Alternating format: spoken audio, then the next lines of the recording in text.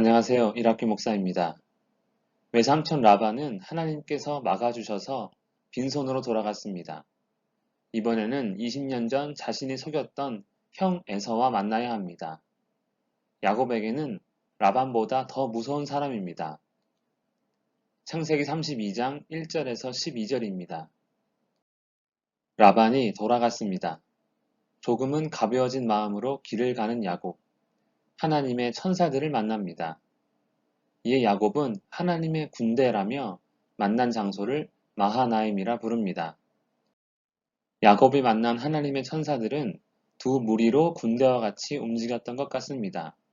그래서 마하나임. 그렇다고 해서 하나님의 천사들이 야곱과 동행하지는 않습니다. 이제 형 에서를 만나야 하는 야곱에게 위로와 힘이 되었을까요? 하나님은 약속을 지키시는 분이시니 어떻게 해서든지 에서의 손에서 건져주실 것은 분명하지만 군대로 지켜주실지 어떻게 하실지는 알 수 없습니다. 에서를 피해 20년 전에 도망쳤습니다. 20년이 지난 지금 하나님의 약속대로 가나안 땅에 거하려면 에서는 피할 수 없습니다. 반드시 만나야 합니다. 20년 동안 분노한 에서의 마음이 그대로일지 화가 누그러졌을지 궁금한 야곱은 사람을 보냅니다. 에서로 인한 야곱의 마음은 불안한 듯합니다. 야곱은 일단 자신의 재산이 많이 있음을 알리며 재물로든 어떠한 이유이든 자신에 대한 에서의 마음이 달라지기를 바라는 것 같습니다. 내 주께 은혜 받기를 원하나이다. 야곱은 에서를 주라 칭하며 한껏 공경함을 표현하고 있습니다. 야곱을 향한 에서의 마음은 어떨까요? 야곱이 돌아온다는 소식을 들은 에서 400명의 장정을 거느리고 야곱을 만나러 갑니다. 20년 만에 돌아온 동생을 환영하기 위한 400명일까요? 그렇지 않습니다. 야곱이 재산이 많다는 것은 노비가 많다는 의미이기 때문에 에서는 야곱을 죽이려면 많은 군사가 필요하다 여긴 것입니다. 그렇기에 400명은 환영이 아닌 전쟁을 위함입니다. 야곱은 아주 위험한 상황에 놓였습니다. 형이 400명을 데리고 온다는 소식을 들은 야곱은 몹시 두렵고 답답합니다.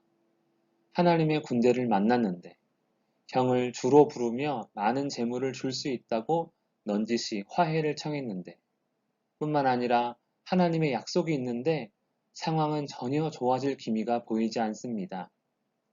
이에 야곱은 자신의 재산을 두 때로 나누어 어느 한쪽만이라도 피할 방법을 간구합니다. 하지만 이것은 해결책은 아닙니다. 아주 애가 타는 야곱입니다. 그는 하나님께 기도합니다. 약속하지 않으셨습니까? 제발 약속을 지켜주십시오. 은혜를 베풀리라 하셨으니 은혜를 베풀어 주십시오. 형 에서의 손에서 나를 구원하소서. 모두 죽을까 너무나 무섭습니다. 내 씨를 바다의 모래와 같이 많이 하리라 하신 약속을 지켜주시옵소서. 야곱은 하나님의 약속을 붙들고 간절히 기도합니다. 어쩌면 이것이 야곱이 할 수 있는 전부입니다.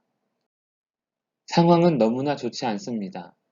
하나님께서 분명히 약속하셨는데 전혀 탈출구가 보이지 않습니다. 더 이상 할 수 있는 것도 없습니다. 20년이 지났지만 조금도 사라지지 않은 자신의 죄로 인한 것이기에 야곱은 머리가 아픕니다. 이와 같이 인생을 살다 보면 절대로 피할 수 없는 일이 있습니다. 실상은 절대로 피할 수 없는 나의 죄입니다. 죄는 아무리 피하고 도망치고자 할지라도 결국 막막하고 모든 것을 포기하고 싶게 만드는 것입니다. 야곱은 20년간 피해왔던 자신의 죄악 앞에 섰습니다. 기도하겠습니다. 살아계신 하나님 아버지, 우리를 죄에서 자유케 하신 그 은혜를 바라봅니다. 우리 죄로 인하여 우리가 힘든 일을 당할 때 우리를 불쌍히 여겨주시며 예수 그리스도의 손을 붙들고 모든 것들을 온전히 감당할 수 있도록 도와주시옵소서. 예수님의 이름으로 기도합니다. 아멘.